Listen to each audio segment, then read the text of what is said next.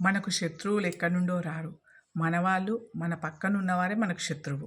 ఇక్కడ శకుడు ఏం చేస్తాడంటే, దుర్యోధనుడు తన శకుని వంశాన్ని నాశనం చేస్తాడు కనుక, మేనమామ గనక అతను ప్రేమగా దుర్యోధనునికి దగ్గరై తాను వాళ్ళ కౌరవ వంశాన్ని నాశనం చేయాలనుకుంటాడు. అందుకని దుర్యోధను చెడు మార్గంలో నడిపిస్తాడు.